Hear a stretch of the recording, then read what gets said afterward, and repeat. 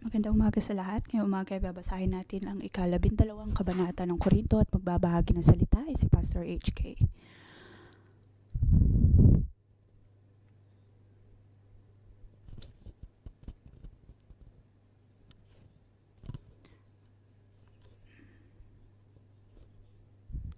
Sabi sa verse 1,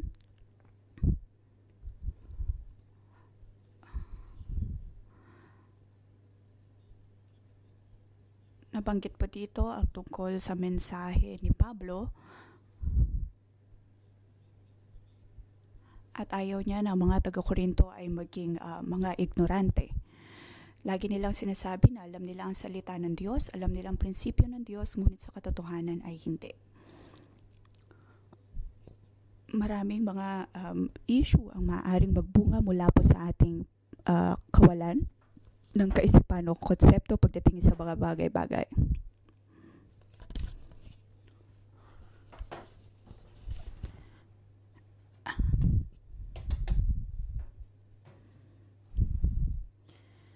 Pagdating sa kung anong nais ng Diyos na ipakita po sa atin, maaaring ignorante pa rin po tayo kaya wala tayong sapat na kaisipan pagdating rito. Naway pagpalain ng Diyos ang kanyang mga salita at ipagkaloob din sa atin ang banal na espiritu. At buksan ang ating kaisipan kahit gaano pa karami ang ating nalalaman, ating panalangin sa Diyos. Banal na Espiritu, naway tulungan mo kami na mas maunawaan ka. At ang kaisipan po na ito, karunungan na ito ay hindi lamang base sa ating nalalaman, bagkus ay ayon po sa ugnayan natin sa Diyos na siyang nagbibigay ng mas malawak na kaunawaan sa atin.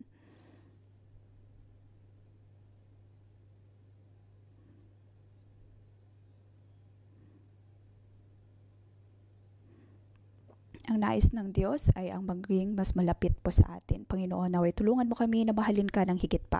Amen. Ngayong umaga, bibigyan po natin ito ng pambagat. Ang katawan o iglesia ni Kristo na puno ng mga kaloob.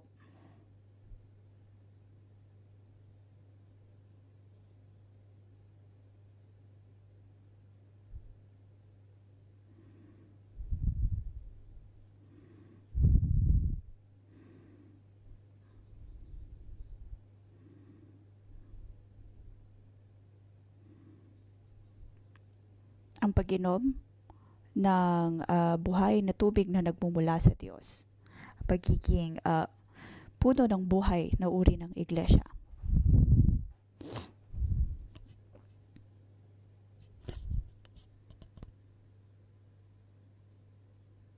Nabanggit po dito ni Pablo, akin napapansin na ito rin po ay tungkol sa puno ng buhay na lagi po nating pinag-uusapan, tungkol sa tubig na nagmumula po sa atin. Kung kaya naman kung wala po tayo sa pinanggagalingan na ito, ay hindi po tayo magiging puno ng buhay.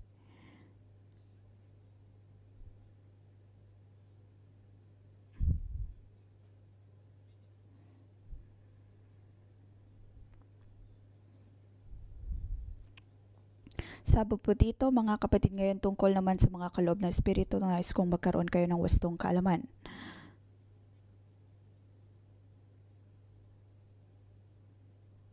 Alam niyo na nung hindi pa kayo sumasampalataya, kayo iniligaw sa mga Diyos-Diyosan na hindi naman nakakapagsalita. Matapos ang pagbabautismo ng banal na Espiritu, tayo po ay ginawang isang katawan. Tayo po ay naging bahagi ng katawan ni Kristo.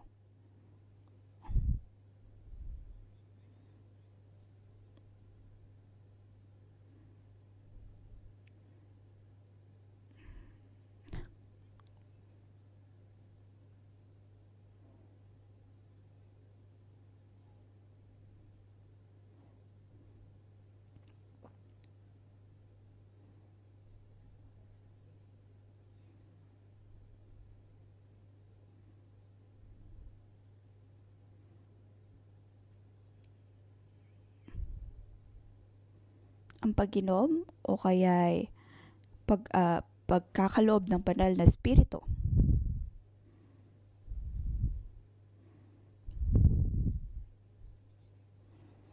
Nabanggit po dito ang isang espiritu sa simula at ganoon din po sa huling bahagi ng Korintong ito. Dahil sa Iglesia ng Korinto ay napakaraming mga pagkakawatak-watak, may mga alipin, may mga amo, at mayroon ding mga iba't iba pang pagkakaiba.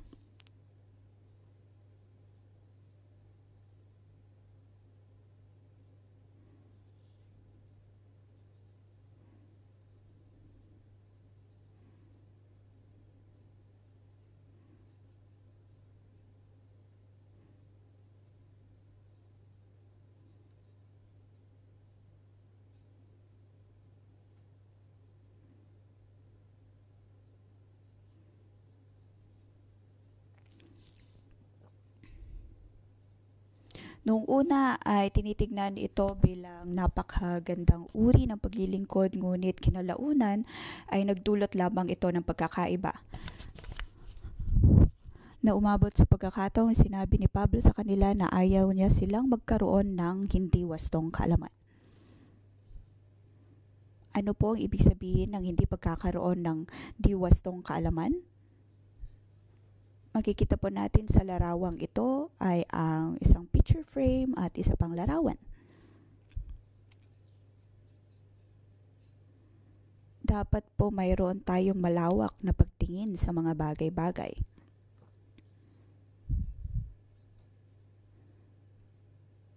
Hindi ba't nakikita natin dito na ang larawan ay may higit pang itsura kumpara sa kung ano lang ang nasa loob ng frame? Dapat po nating isipin ng ating Diyos ay napakalaki, napakadakila, at siya'y higit pa sa kung anong nalalaman natin. Hindi lamang dapat natin tinitignan ng Diyos ayon sa frame na mayroon tayo. Kahit na maglagay po tayo ng mas malaking frame, ay maaring hindi pa rin po natin makikita ang kabuoang pagkakakilanlan ng Diyos. Dahil hindi po natin maikukulong ang kaluwalhatian ng Diyos, hindi natin maikukulong ang kawalan hanggan niya.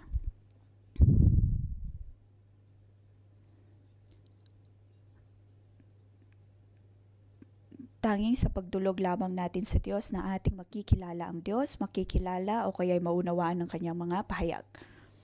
Mayroon pong 4 na bagay na dapat nating makita.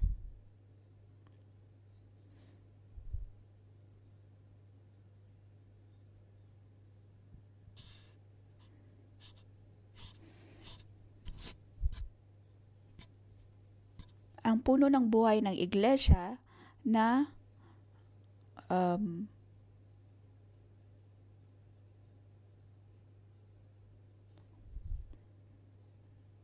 nalikha ng banal na espiritu. Dito nabanggit po ang pagkakaisa kasama ng mga kasapi natin sa loob ng iglesia.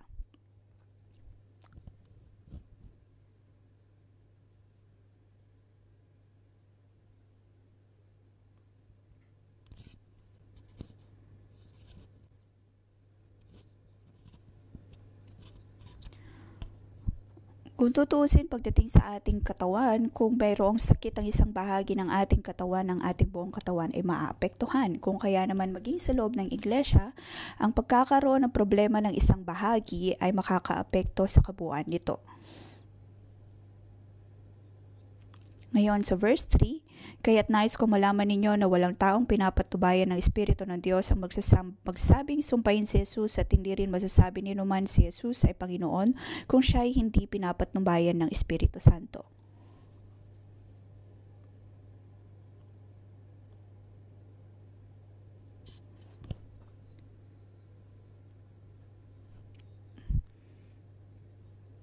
Dapat po nating makita ang pagkakapareho ng nasa unang bahagi at ng dulong bahagi ng talatang ito.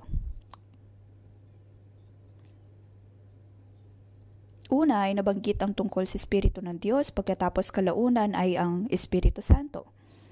Dito maunawaan natin ang Espiritu Santo ay ang Espiritu ng Diyos.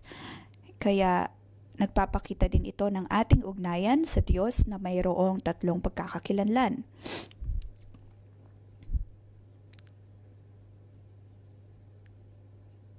Na ang Diyos ay ang Espiritu din ng Ama, Espiritu ng Anak at ang Espiritu Santo.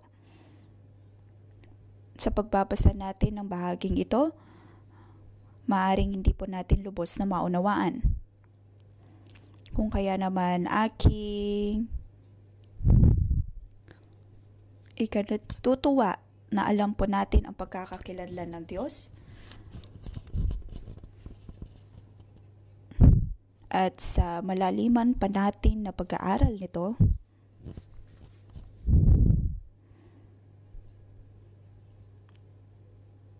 makikilala po natin na higit ang Diyos.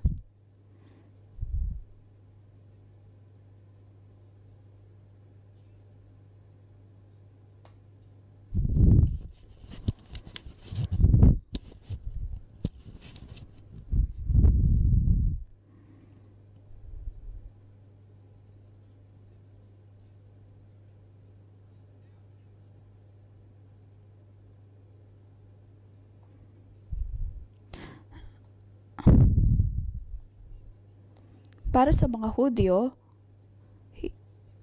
hindi nila naunawaan kung ano ang sinasabi ng Diyos, kung ano ang tinatanggap niyang mensahe.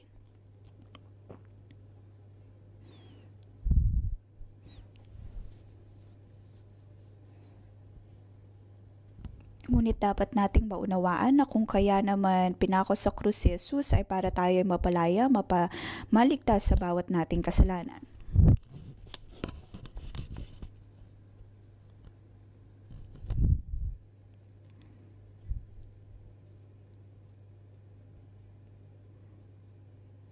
Dito po ay napag-usapan ang tungkol sa pagkakakilanlan ng tao, ang Espiritu ng Diyos, Espiritu ni Kristo, Espiritu ng Diyos Ama. Ito po ang tatlong pagkakakilanlan, ang Trinity.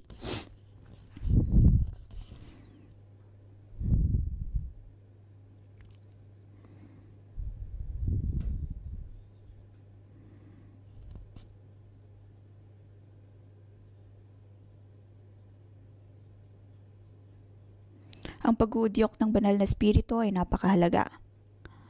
Kung nasa atin po ang pag-uudyok ng banal na Espiritu, atin pong masasabi na ang Diyos nga ang Panginoon. Noong panahon ng mga Grego, imperyo ng mga Grego, ang pagtanggap na si Jesus ay ang Diyos ay napakahirap na desisyon. Dahil noong araw, tanging si Caesar lamang ang tinatawag nilang Diyos. At kung sasabihin nila na si Jesus ay Diyos, para na rin nilang kinakalaban ang imperyo ng Romano.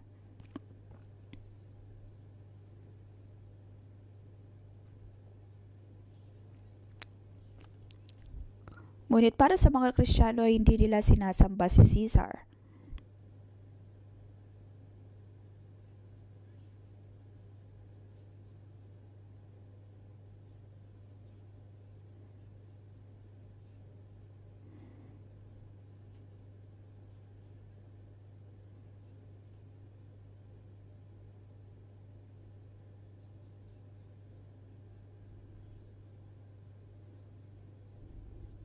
Dito na itala natin mula verse 4 hanggang verse 6. Mayroon pong tatlong magkakatulad na salita. Mayroong pare-parehong ibig sabihin.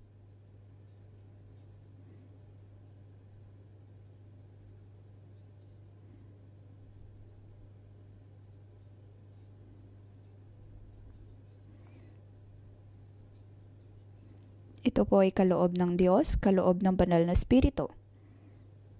Kaya naman tinatawag silang iglesia na puno ng banal na Espiritu. Mayroong iba't ibang mayroong iba't ibang paraan ng ministeryo o kaya paglilingkod.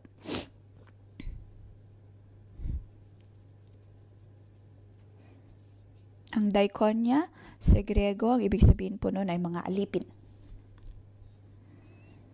Ngunit mayroon lamang iisang Diyos.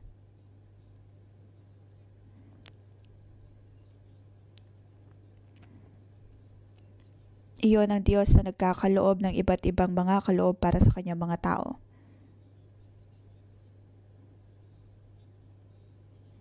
Maaaring natanggap mo na mayroon kang regalo pagdating sa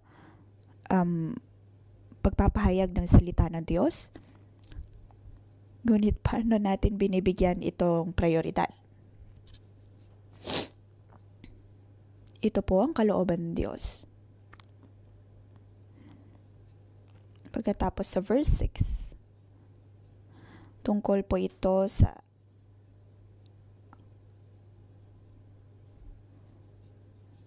tungkol po sa layunin o kaya gampanin. Ang mga gampanin na ito ay itinalaga ng Diyos upang ang Diyos ay makakilos sa ating buhay sa lahat ng bagay. Kung wala ang Diyos, kung walang Banal na Espiritu, kung wala ang Diyos Ama, hindi po natin maunawaan ang ating layunin, ang ating gampanin. Hindi po natin magagawa ang ating posisyon, hindi po natin magagawa ang ating ministeryo. Pumupunta lamang tayo sa loob ng iglesia, pagkatapos ay tinatanggap lang po natin kung paano tayo kinakausap ng iba. Ang tawag po dito ay consumer mentality.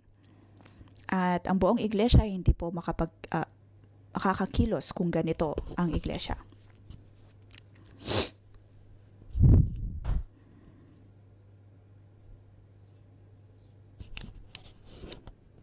Marapat lamang na tayo ay maging ganap, maging mature, upang maging ganap na lingkod ng Diyos. Ang lahat ng ito ay maaari pong mangyari dahil sa Espiritu ng Diyos.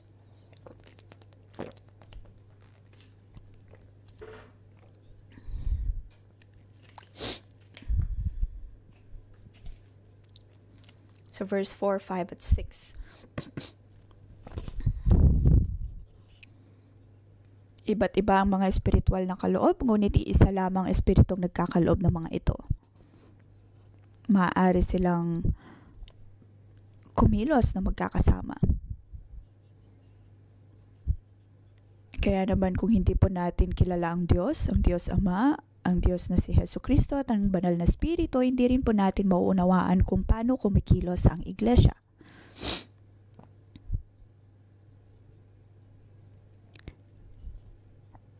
Kung sa tingin po natin ay wala po tayong mga kaloob, maaari pa rin po tayo manalangin sa Diyos at hilingin ang bagay na ito.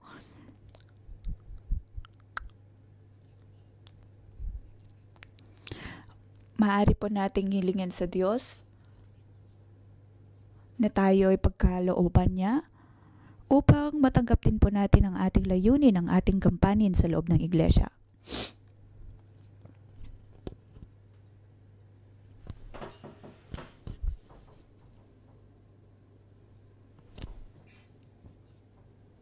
Ang iglesia ay puno ng buhay.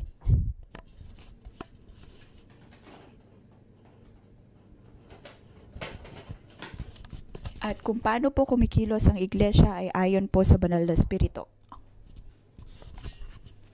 Sa verse 27 hanggang 31 ay tungkol po yun sa mga gampanin.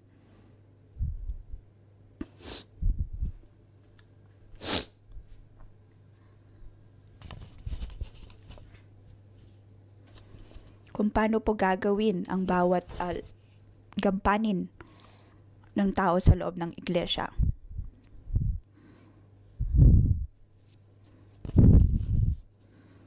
Makikita po natin ang ugnayan ng lahat ng ito.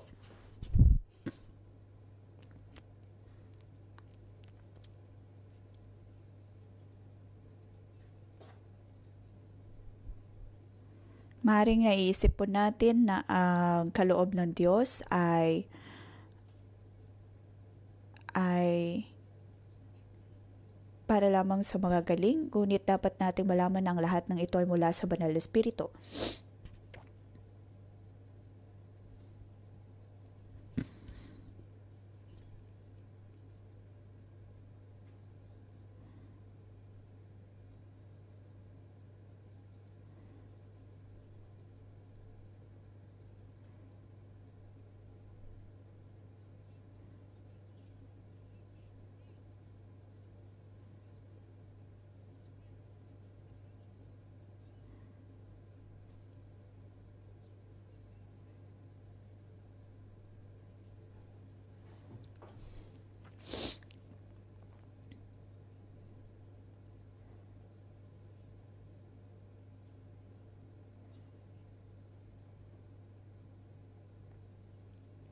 May mga pagkakataon na hindi po natin alam o kaya may mga tao na hindi alam kung paano panghawakan ang salita ng Diyos o kaya gawin ang kanilang bawat gampanin.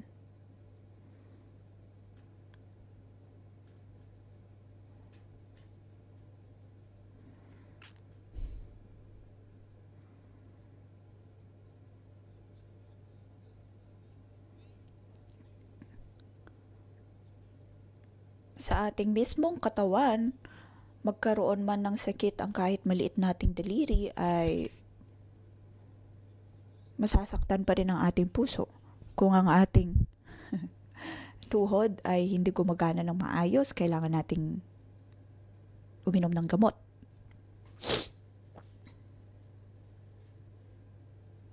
Kung ang ating mga paa ay tila nawawalan ng gana o kaya ay walang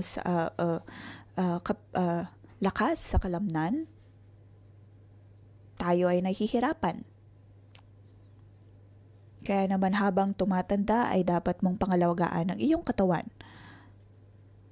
Noon ay hindi ko maunawaan o kaya hindi ko alam na humihina din po ang ating mga kalamnan.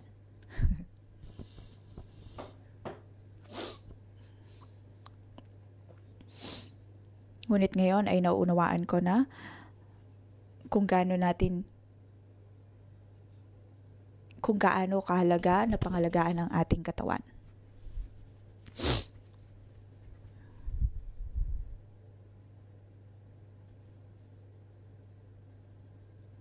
Nais kong ipakita ang ikalawang punto.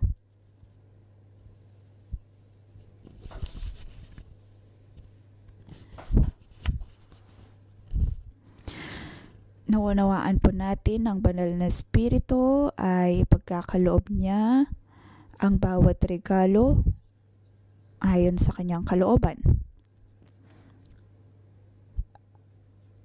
Ano man ang ipinapakita ng Banal na Espiritu ay para po sa benepisyo ng tao. Lahat ay pinapayagan ng Diyos, ngunit hindi lahat ay nagbibigay benepisyo. Ngunit kung ano man ang pinagkakalob ng Banal na Espiritu ay para po sa benepisyo ng ating buong katawan. Kung kaya naman sa ating pagsunod sa Diyos, sa pagsunod sa Banal na Espiritu, naisin po natin na laging masariwan ito. So verse 11, ngunit isang Espiritu lamang ang gumagawa ng lahat ng ito at namamahagi ng iba't ibang kaloob sa bawat isa ayon sa kanyang ipinasya.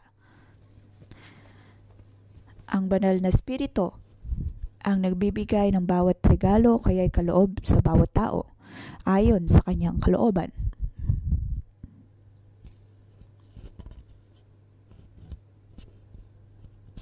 Dito ay higit nating makikilala ang Banal na Espiritu at lalong malilinang ang bawat nating kaloob o bawat regalo upang ang ating being ay higit pang maisabuhay. Ang bawat talento o kaya ang talento at kaloob ay magkaiba. Ang talento ay maaaring maging kaloob, ngunit ang bawat kaloob ay maaaring hindi po uri ng talento. Halimbawa, mayroong isang bata na kayang tumugtog ng piano kahit na hindi niya ito pinag-aralan, iyon ay talento.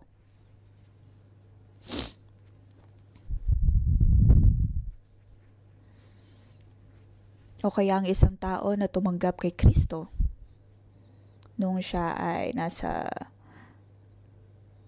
kaligatnaan ng kanyang buhay, maaring gusto niya na sumulat ng awit. Halimbawa ay si Pastor Asaph. Kung tutusin ay hindi niya alam kung paano tumugtog ng piano. Kaya naman simpleng chords lang ang alam niya, ngunit ngayon ay kaya na niyang gumawa ng mga kanta. Paniguradong ito po ay kaloob na nagmumula sa banal na espiritu, kung kaya naman dapat nating tanungin ang ating sarili.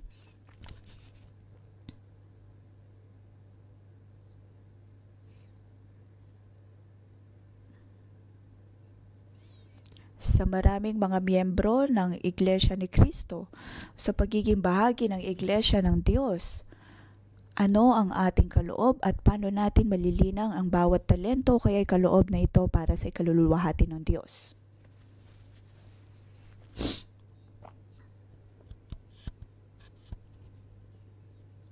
Ito ay hindi para maghabol para sa mga kaloob, kundi paghahabol sa panagsasariwa ng banal na espiritu.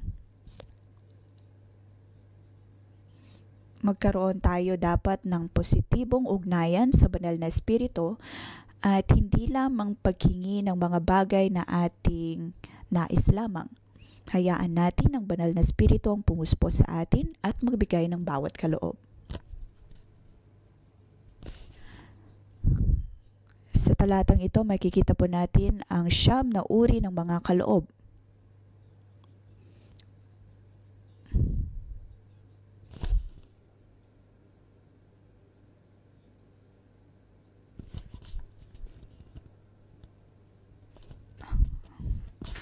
Nabanggit po dito ay ang kakayahang magsalita ng may karunungan, pinagkalooban ng kalaman,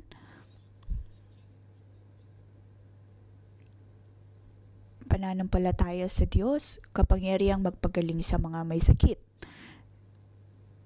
gumawa ng mga himala at magpahayag ng mensahe mula sa Diyos, at ang iba ay may kakayahang kumilala kung alin kaloob ang mula sa Espiritu at kung alin ang hindi.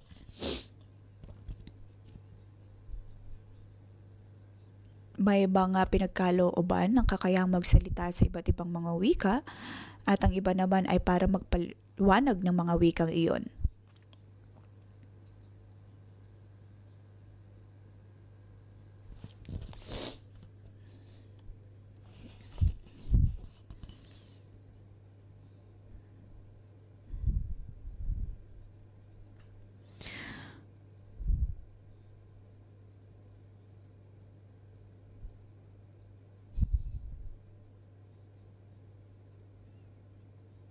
Isa pang kaloob na nabanggit dito ay propesiya.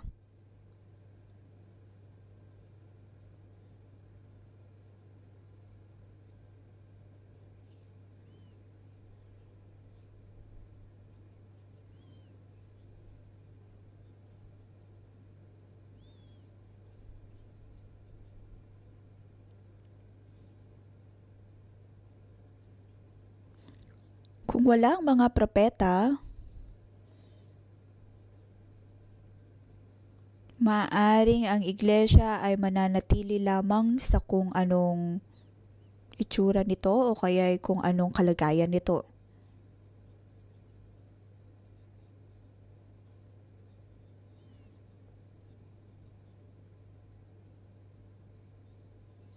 Sa verse 9,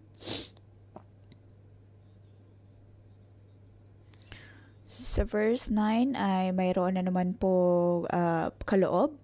Ang espiritu ring iyon ang nagkakalob sa iba na pananampalataya sa Diyos, at sa iba ay ang kapangyarihang magpagaling sa mga may sakit. Makikita natin dito ang sa iba.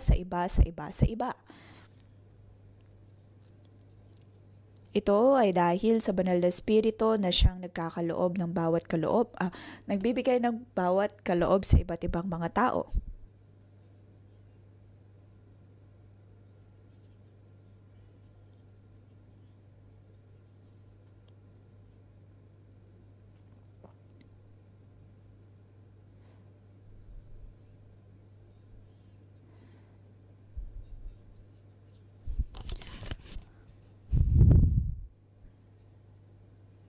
Ayon sa pagkilos ng banal na espiritu, ang pagpapagaling,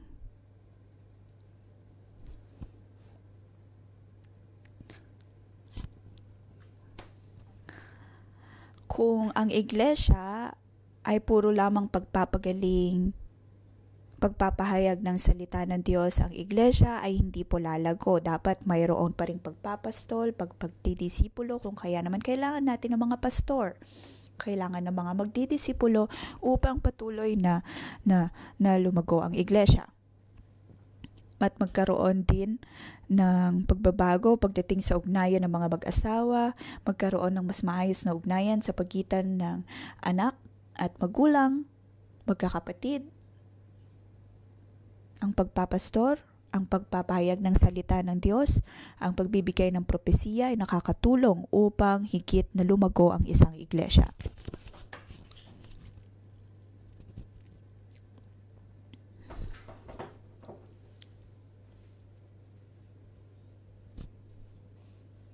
Sunod, unawain ang pagkakaiba sa loob ng iglesia ng Diyos at magkaroon ng pagkakaisa.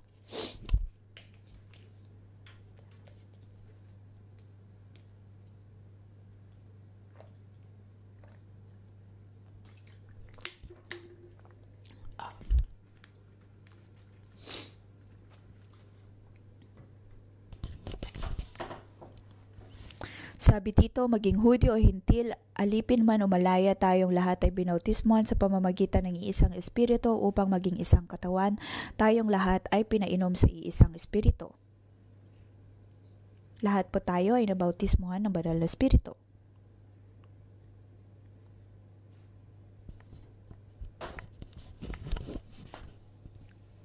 Lahat po tayo ay binigyan ng Diyos ng pagkakataon na tanggapin ang banal na espiritu. Dito nabanggit, binautismuhan sa pamamagitan ng iisang espiritu. Sa English ay made to drink. Ibig sabihin ay para itong pagpapalubog sa banal na espiritu, pagiging puspos ng banal na espiritu.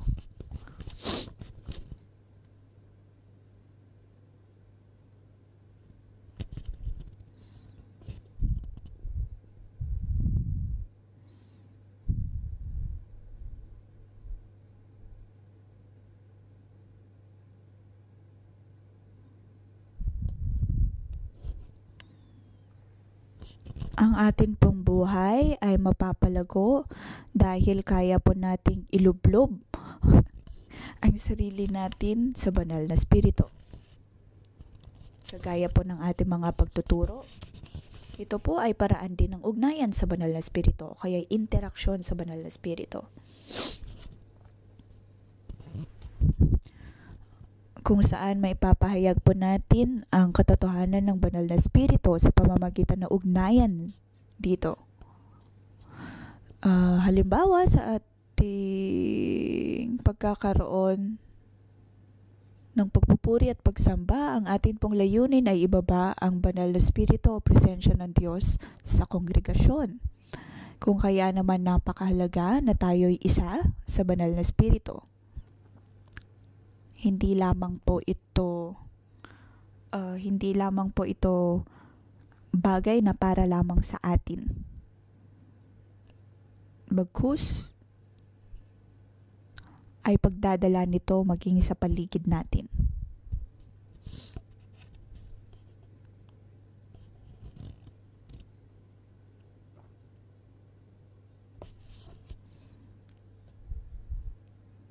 May mga pagkakataon na tayo ay mayroong prophetic act sa entablado at ang banal na espiritu ay nangungusap po sa atin. At dapat natin iyong tanggapin. Dapat nating unawain, tanggapin ang pagliliwanag ng banal na espiritu, ang pagpapaalala ng banal na espiritu upang makita natin ang ating sariling mga kasalanan. Hayaan ang banal na espiritu na dumaloy.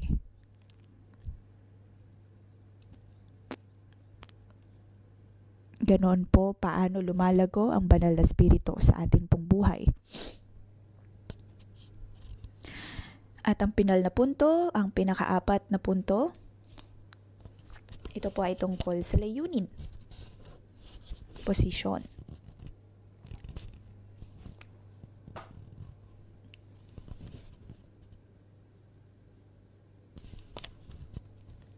Unawain ang posisyon na ibinigay ng Diyos sa iglesia.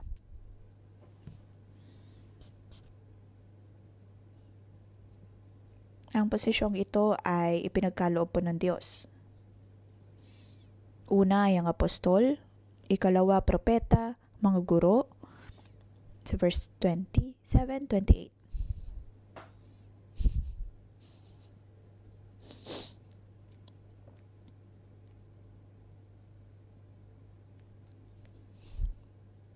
Ano po ang mga posisyon na ito? Sino ang mga apostol? Sino ang mga apostol na sinasabi dito? Ayun po ay ang mga pastor na kayang magdisipulo.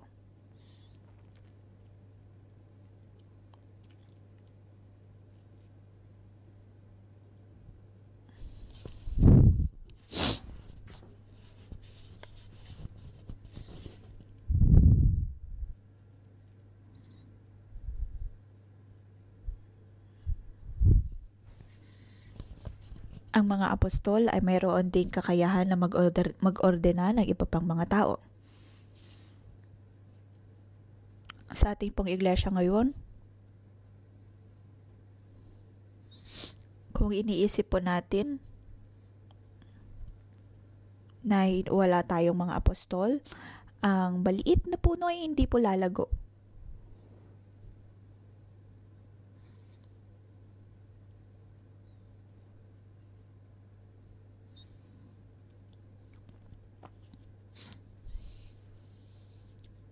Kaya naman may mga iglesia na may mga pastor lang at mga tagapagturo.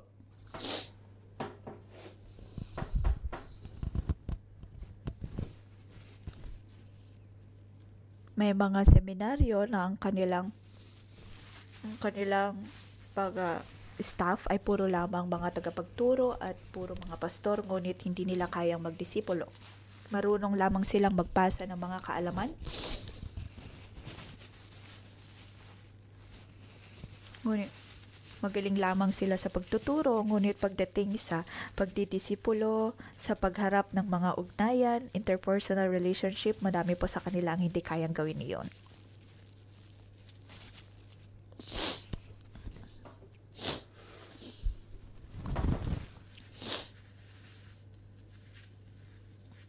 Bibihira po na makita natin na may mga seminaryo na dinidisipulo ang kanilang mga Bible school student.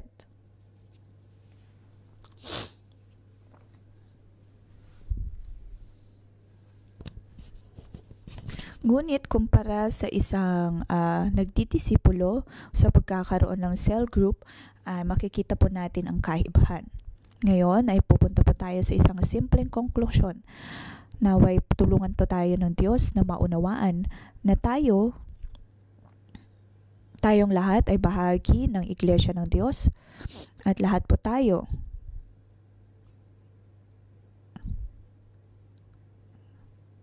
ay pinagkalooban niya ng kaloob at ang lahat ng ito ay malilinang ayon sa banal na Espiritu upang magawa natin ang layunin, magawa natin ang kalooban ng Diyos.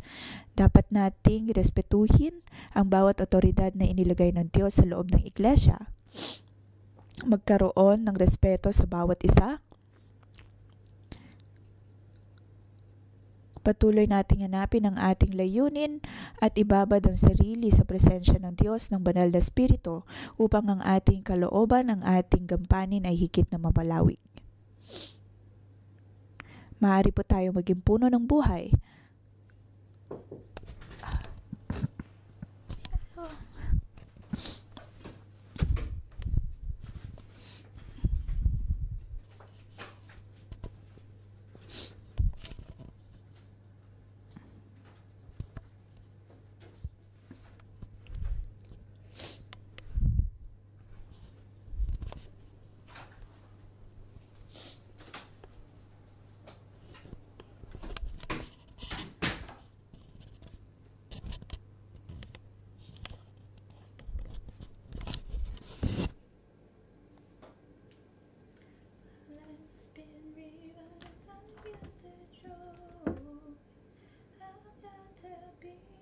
of mine.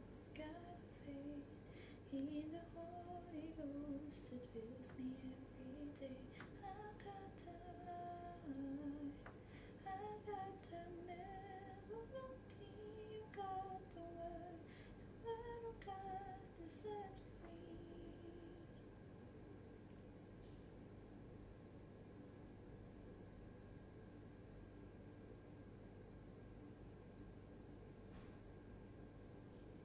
Got power in my soul, let the river flow, and you hear the rushing wind, it's blowing me.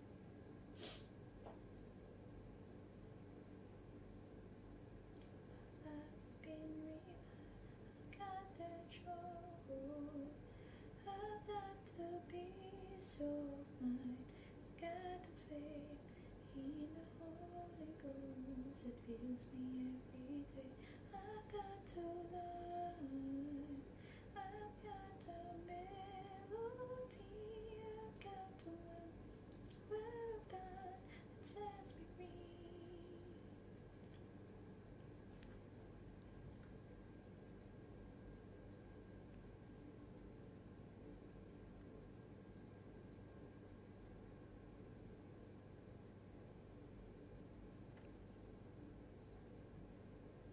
Da-da-da-da-da-da.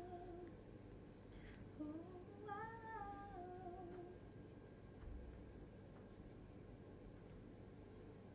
I got the joy, I got the peace of mind, got the faith fills me every day. I got the light, I got the melody, I got the word of God that sets me free. The joy, I got the peace of got a faith in the Holy Ghost that fills me every day. I've got the light, I've got the melody, I've got the word of God that sets me free.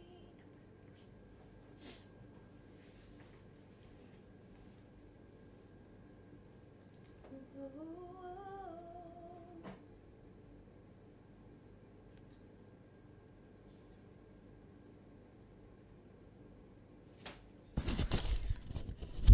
Panginoong Yesus, binibigay namin sa iyo ang iyong ang bawat papuri at bawat pasasalamat dahil kami ay iyong pinalaya, dahil sa iyong mga salita kami ay lumaya na.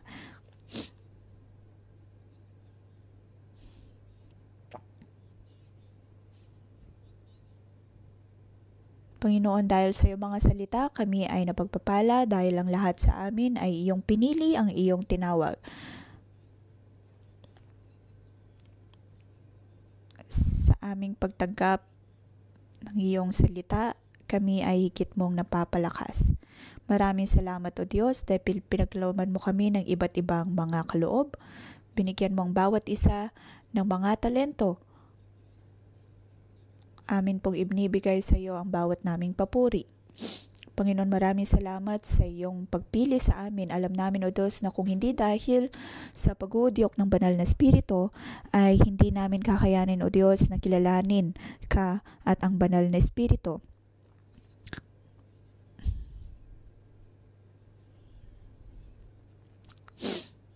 Sa pagkakataon pong ito, nais ko ng bawat kapatiran ay humanap ng kapareha at maaari po nating ibahagi kung anuman ang mga kaloob ng banal na Espiritu na ibinigay sa atin. At maaari din pong ipanalangin kung ano pa ang mga kaloob na binibigay ng Diyos sa atin.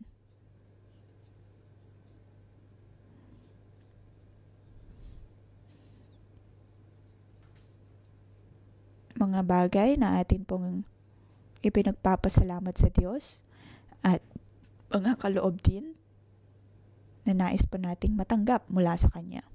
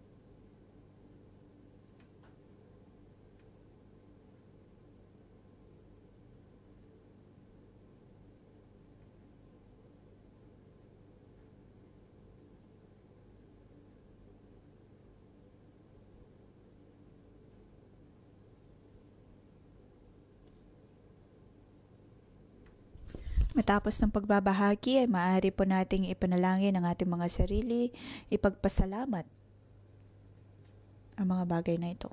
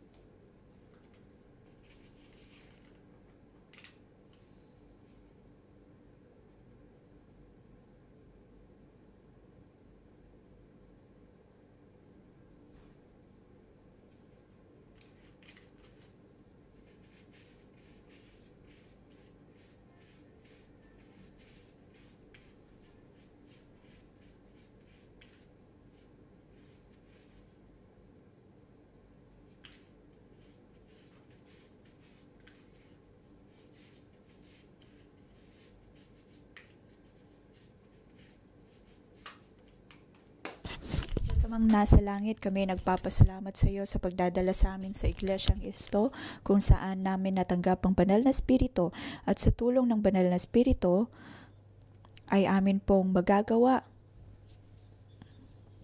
o kaya may papakita kung ano man ang ginagawa ni Hesukristo. Ito ay para sa iyong kalwalhatian at upang mas marami pang tao makakilala sa iyo at mas marami pang tao ang makapaglilingkod sa iyo. Panginoon, pinupuri ka namin.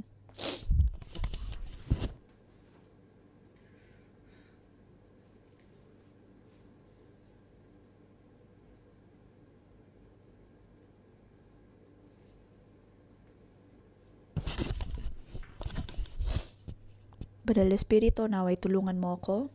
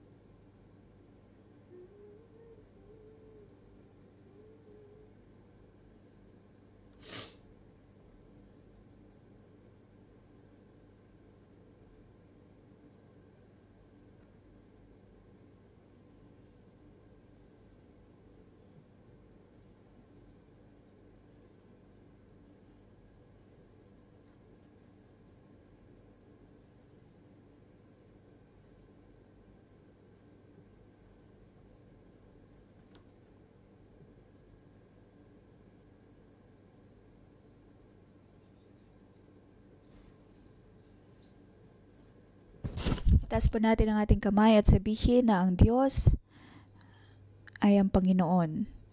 Panginoon, ikaw ang Diyos.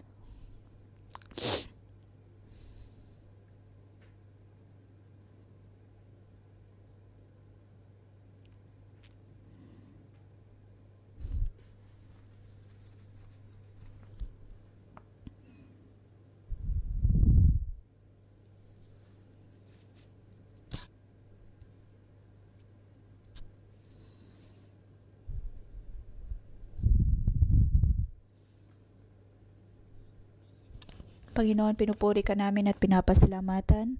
Banal na Espiritu, naway pangunahan mo kami. Panginoon, ang amin pong buhay ay nasa iyong mga kamay. Ikaw ang Diyos na naguguna sa amin upang maranasan namin ang iyong realidad. Binibigyan mo kami ng kaloob ayon sa iyong kalooban. Hindi lamang po ayon sa kung anong nais namin, anong aming pinanghahawakan.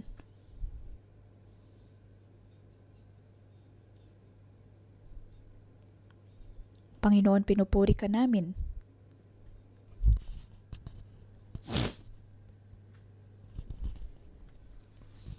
Kahit na sa iglesyang ito ay napakarami mga bahagi, napakaraming mga miyembro,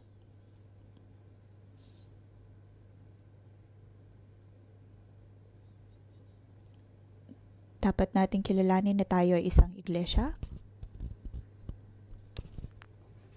Madalas po natin makita na ang Diyos ay sa dakila.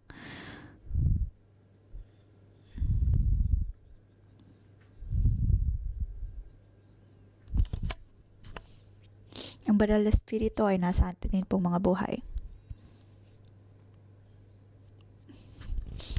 Tayo man po ay ang tenga, ang ilong, ang mata, tayo po ay isang katawan. Ito po ang banal na Espiritu. Ang sunod na kabanata ay tungkol po sa pag-ibig. Ang banal na Espiritu ang siyang tumutulong po sa atin. Maring may iba't iba po tayong mga prioridad sa buhay, mga iba't ibang gampanin, ngunit dinala po na tayo ng Diyos upang maging isa, upang maging isang dakilang katawan para sa ikaluluwalhati ng Diyos. Ngayon ay gumawa po tayo ng prophetic act. Tayo po ay maghawak-hawak ng kamay, buo ng isang malaking circle.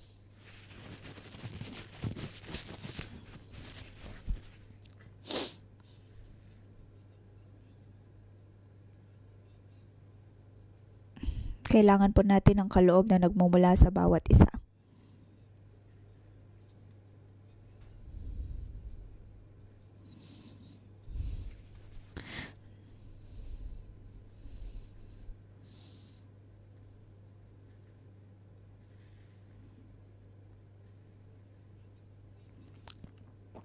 Hindi po tayo makukumpleto kung wala ang Diyos.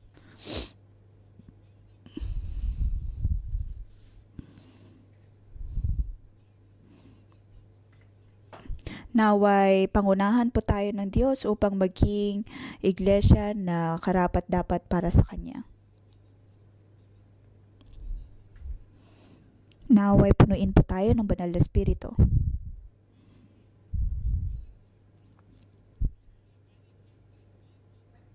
Naway maging handa po tayo sa kung ano mang ipagkakaloob ng Diyos sa atin.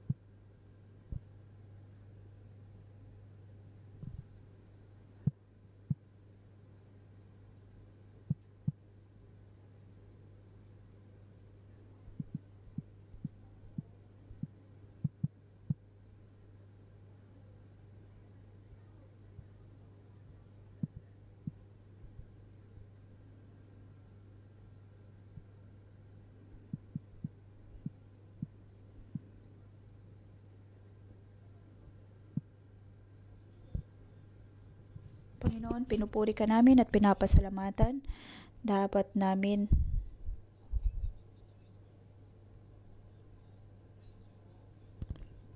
Panginoon, amin tinatanggap ang pagkilos ng banal na Espiritu. Nais namin, O Diyos, ang banal na Espiritu at higit pang makatanggap mula rito. Mga kapatid, atin pong Buksan ang ating bibig at sabihin natin sa Diyos kung ano man ang nais nating kaloob na matanggap mula sa Kanya.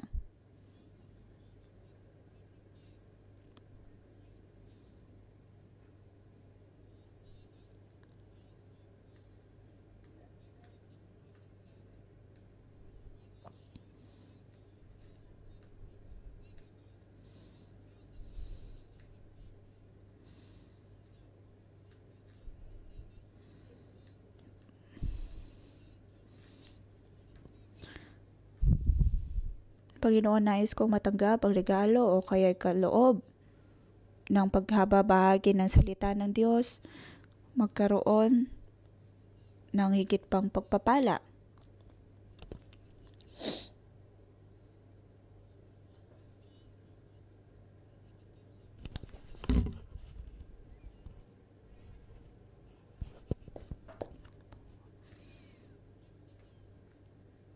Nais ko, Panginoon, ang kaloob ng katulad ng kaloob na nagbubula sa iyo. Atin pong buksan ang ating mga puso at manalangin sa Diyos.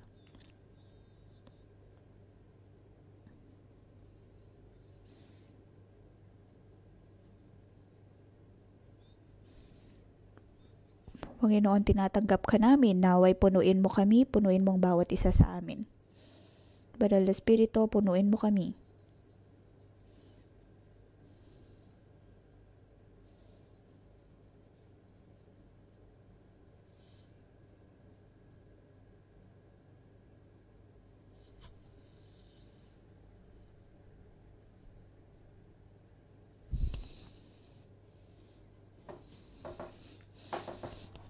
Pikit po natin ang ating mga mata. Pikit ang ating mga mata. At manalangin sa Espiritu.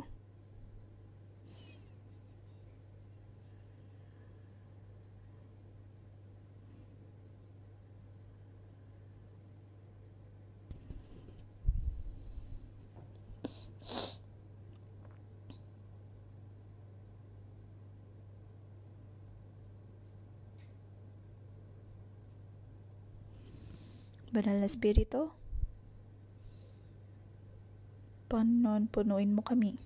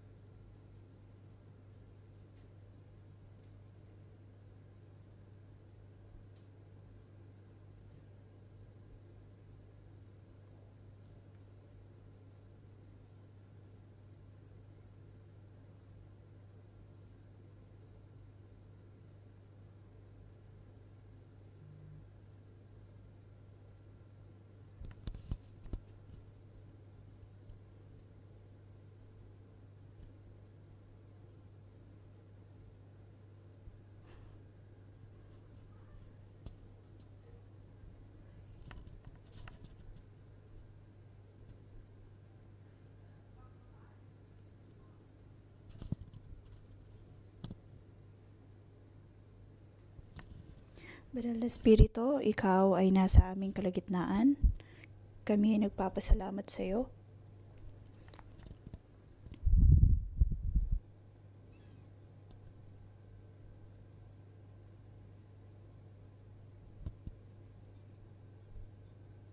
Maraming salamat, O Diyos, sa iyong pagpili sa iglesyang ito, sa iyong pagkilos sa iglesyang ito.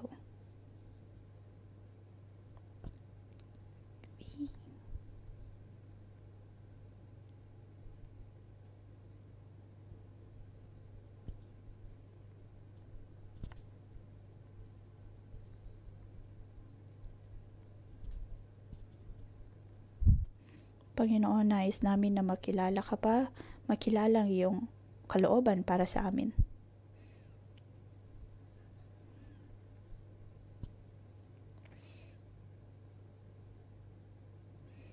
Tulungan mo kami, O Diyos, na tanggapin at mahalin ang bawat isa at magkaroon nga po ng tunay na pagkakaisa.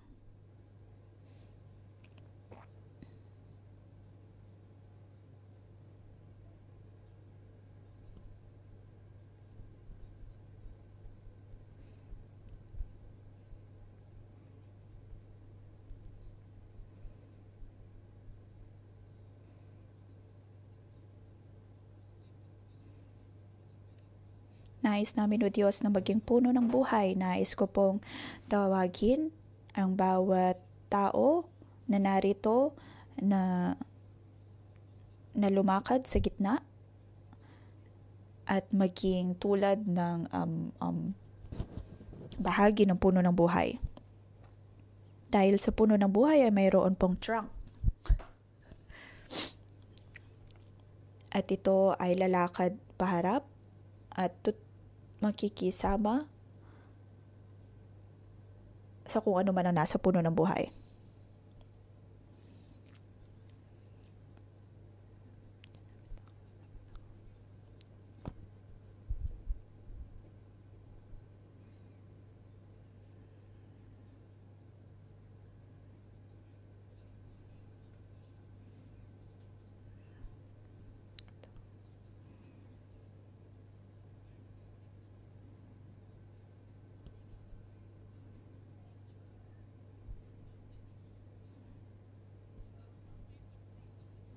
Atin pong tanggapin ang Espiritu na nagmumula sa puno ng buhay. Panginoon, naway gamitin mo ang iglesyang ito.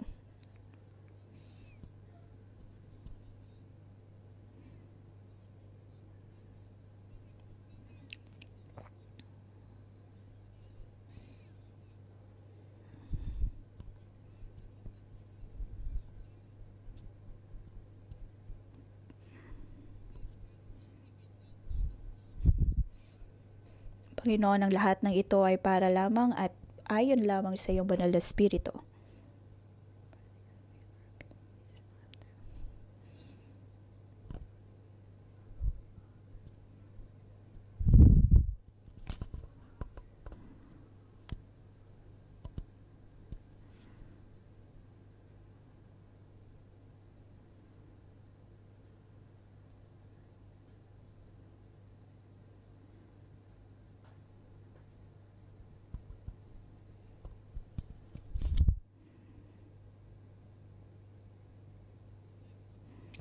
Panginoon, naritong itinataas namin ang aming mga kamay.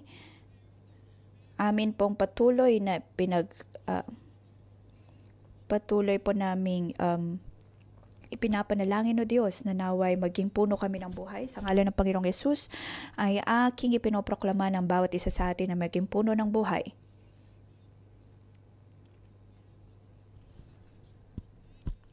Panginoon, maraming salamat. Maraming salamat sa iyong pag-ibig para sa bawat isa po sa amin. Maraming salamat sa iyong pagpapadanak ng iyong dugo para sa amin. Maraming salamat, Banal na Espiritu, sa iyong pagbubukas ng aming puso, ng aming kaisipan. Maraming salamat, Panginoon, sa katotohanan ito tungkol sa puno ng buhay. Mula sa henerasyong ito hanggang sa mga susunod pang henerasyon, Panginoon, naway tulungan mo kami. Amin pong pinagpapala ang bawat kapatiran na narito, naway maging kabahagi tayo ng Iglesia ng Diyos, tanggapin ang bawat kaloob. Panginoon, tulungan mo kami na magkaroon ng pananampalataya.